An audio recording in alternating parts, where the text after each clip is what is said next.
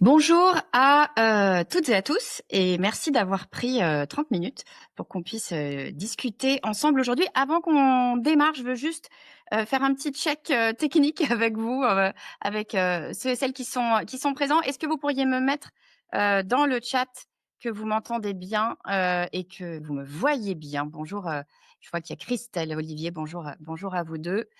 Carmen me dit que oui, Olivier, Clara. Bon, bah, génial. J'ai l'impression que tout fonctionne. Super. Je suis très, très heureuse de vous retrouver aujourd'hui. Je vais faire court. Je sais que les emplois du temps sont chargés. On est vendredi, ok. Mais je me suis dit que voilà, une petite demi-heure juste avant de déjeuner, ça allait nous permettre de pouvoir échanger sur un sujet qui me semble vraiment super intéressant. Aujourd'hui, on va parler de la difficulté à décider quand tout s'accélère en tant que directeur, directrice marketing, parfois DG qui s'occupe du marketing. En fait, depuis plusieurs mois, certaines d'entre vous ont peut-être suivi, depuis plusieurs mois, je mène une étude sur l'évolution du rôle de CMO, de directeur, directrice marketing en 2026. Il y a 80 directions marketing qui ont répondu à l'étude, donc ça commence à être un peu sérieux, en tout cas en termes de résultats.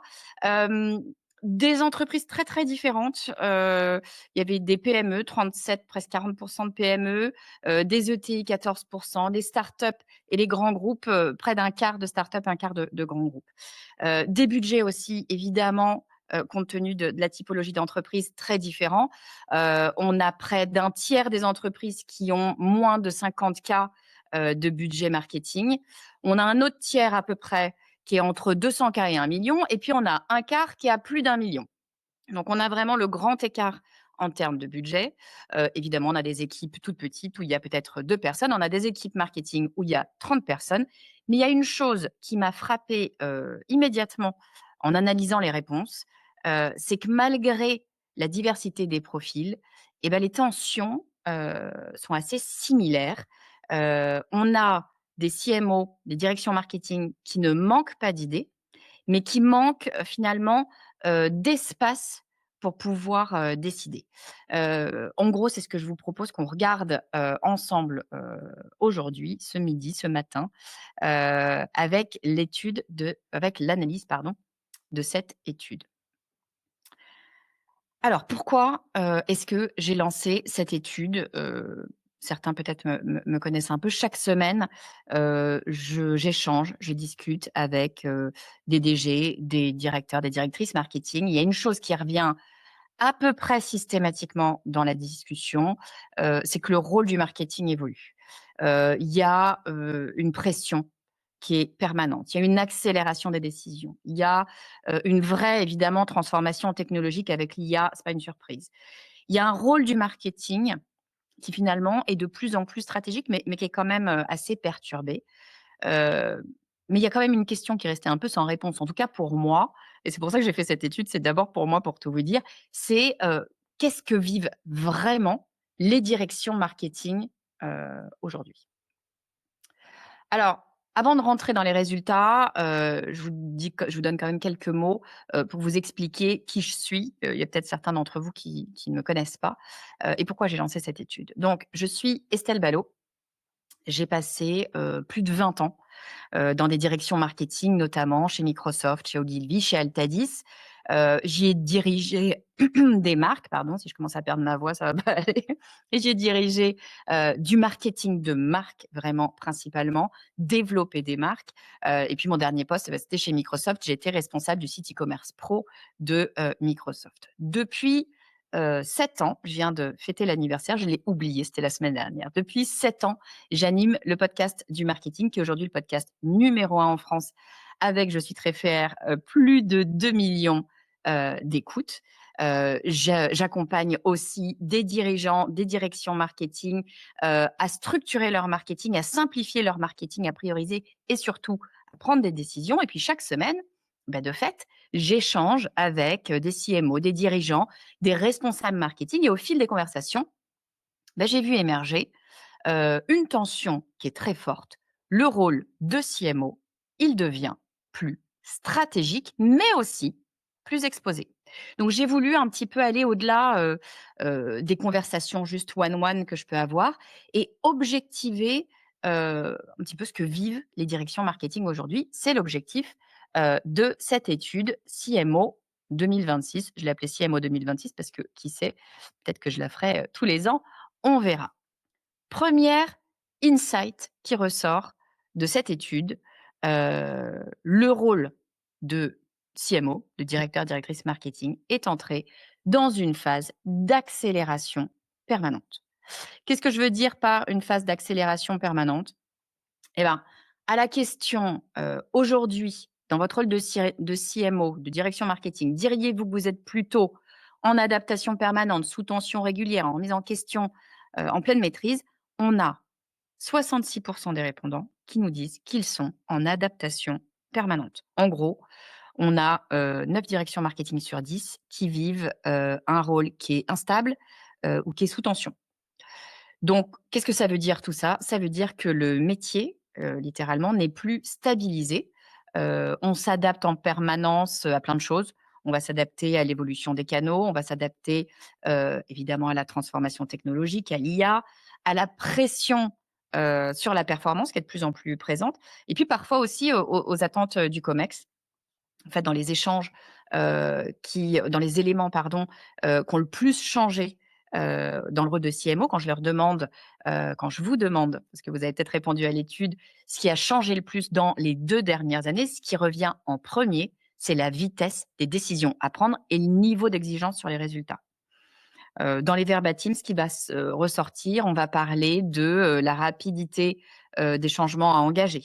On va parler de, s'adapter à un environnement qui évolue de plus en plus vite, la rapidité, du changement technologique et des besoins des clients.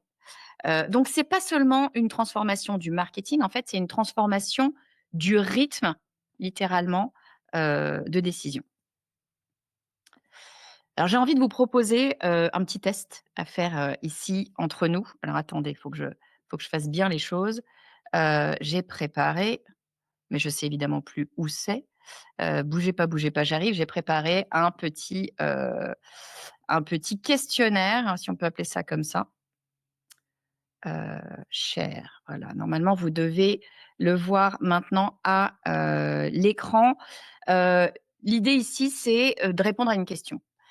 Parmi ces tensions, les 4 tensions que je vous propose, laquelle est la plus forte pour vous? Une, prioriser quand, tout semble important, c'est-à-dire on a, trop de projets, trop d'initiatives, on a la sensation que tout avance un petit peu en même temps, mais que rien, n'est vraiment stratégique. Numéro 2, arbitrer entre le court terme et le moyen terme, c'est-à-dire la pression sur la performance immédiate, versus la construction de la stratégie, d'une stratégie plus durable, d'une stratégie de marque notamment. Troisième élément, justifier les décisions, marketing. Chaque choix, il doit être défendu, il doit être mesuré, il doit être expliqué, parfois dans un environnement qui est très politique. Et puis, quatrième tension, c'est de prendre des décisions sans avoir assez de recul. C'est-à-dire quoi? Les journées sont pleines, les décisions, bah, il faut les prendre ultra rapidement et finalement, il nous reste relativement peu d'espace pour réfléchir. Donc vous pouvez taper dans le c'est pas un questionnaire, je sais pas comment on appelle ça, le poll en anglais, le sondage, voilà, je retrouve mes mots. Donc prioriser quand tout semble important, arbitrer entre court terme et long terme, justifier les décisions marketing ou prendre des décisions sans avoir assez de recul.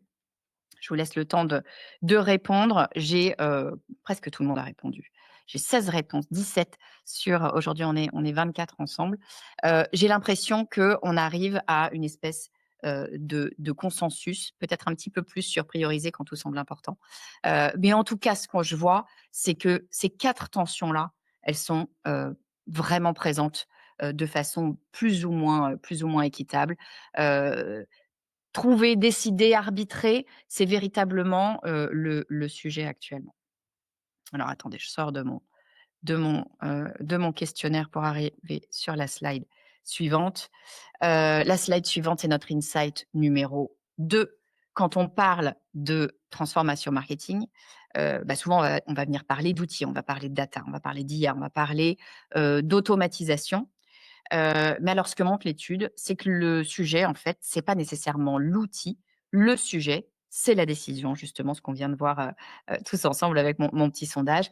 Les décisions, qui sont aujourd'hui, d'après l'étude, les plus difficiles, à prendre, elles concernent l'arbitrage, court terme, long terme. Elles concernent la priorisation des chantiers, l'allocation budgétaire, la stratégie de produit, l'intégration IA. En fait, le problème, c'est pas l'absence d'idées, le problème, c'est la difficulté à venir, arbitrer entre, les différentes directions qui sont possibles parce qu'on a, voilà, on a un pléthore de potentialités maintenant. En fait, les directions marketing, bien souvent, elles savent ce qu'il faut faire. La problématique, c'est qu'il faut décider dans un environnement qui est ultra chargé, qui est surchargé. Le rôle, ce que les directions marketing disent, hein, le rôle, il est devenu transverse. Maintenant, on doit toucher à tout et puis on est objectivé, également sur tout. Par exemple, ce qui est dit, hein, dans les verbatims de l'étude, c'est qu'on va devoir travailler sur le positionnement de la marque et ses évolutions. Puis en même temps, on va travailler sur, l'optimisation multicanal. Et puis on va avoir une question sur comment faire pour intégrer l'IA et puis la valoriser en même temps d'un point de vue ROI. Puis j'ai une autre personne qui nous dit: «Bah oui, mais en même temps, il faut que je travaille la performance de la stratégie». Ce que ces réponses-là, elles montrent, c'est que la difficulté, elle n'est pas, finalement, technique, elle est littéralement stratégique. Alors insight numéro 3, si je devais vous résumer, si vous deviez, pardon, résumer votre rôle en une phrase, il y a de fortes chances que ce soit celle-ci qui est à l'écran. Le problème des CMO aujourd'hui, c'est pas le manque d'idées, c'est la difficulté à décider quand tout s'accélère. En fait, c'est ce qu'on vient d'expliquer, les directions marketing, elles doivent arbitrer entre plein de choses. La performance court terme, la construction de marque, la transformation technologique, la pression budgétaire. Tout ça, ça nous fait une espèce de melting pot. Mais le problème, c'est que quand tout devient prioritaire, bah, le marketing, il perd sa capacité stratégique.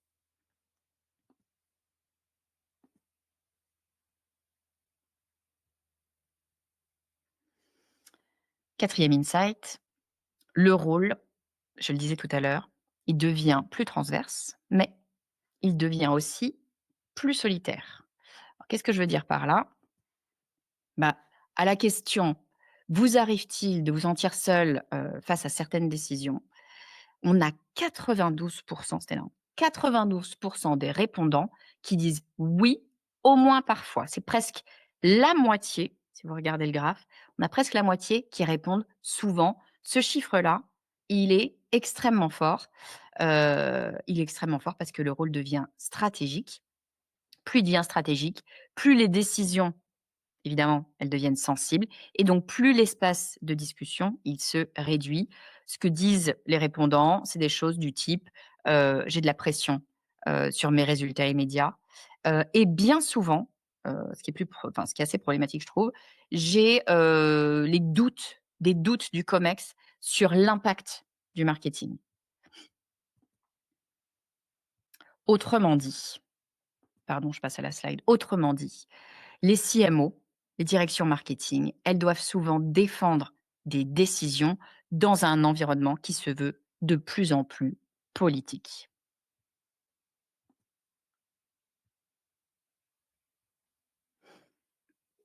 Alors, insight numéro 5 de cette étude, face à toute, cette complexité, heu, on pourrait se dire que, bon, c'est bien sympa tout ça, mais les directions marketing, elles ont quand même beaucoup de ressources à leur disposition. On n'a jamais eu autant d'informations que maintenant. On a des podcasts, je suis bien placée pour le dire, on a des études, je suis bien placée pour le dire, on a du contenu à plus savoir qu'en faire sur, les sites internet, sur les LLM, sur, tout ça. On a des conférences, on a, des blogs, des articles, enfin, on a quand même énormément de choses.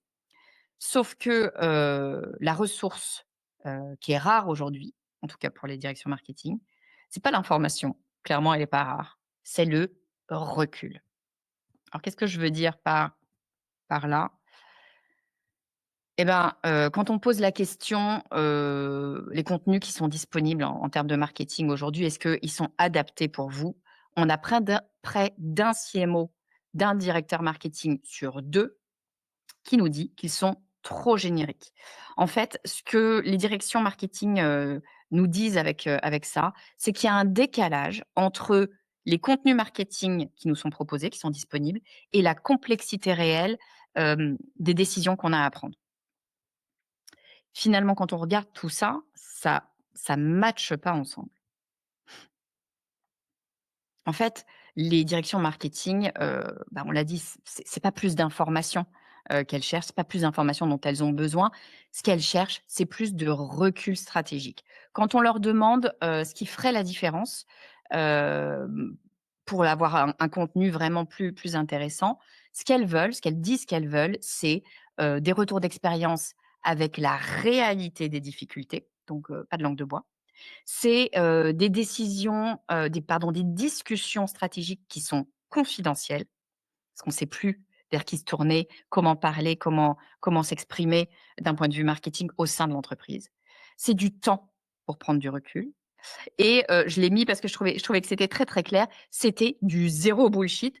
En fait, c'est le fait de pouvoir échanger sans apparat, sans en faire des tonnes, sans faire croire. Finalement, on en revient toujours un peu à la même chose, hein, c'est finalement plus, de vrai, plus d'authenticité au sein même de notre métier. En fait, concrètement, ce qu'ils nous disent, les directeurs, les directrices, marketing ici, c'est que les contenus marketing, ils sont souvent, peut-être trop pédagogiques, voire trop théoriques, et qu'eux, ce qu'ils voudraient, c'est, ce dont ils ont besoin, c'est, plutôt un cadre de décision. Les directeurs, les directrices marketing, encore une fois, elles cherchent pas plus d'informations, l'information, on l'a. Ce qu'ils veulent, c'est du recul stratégique.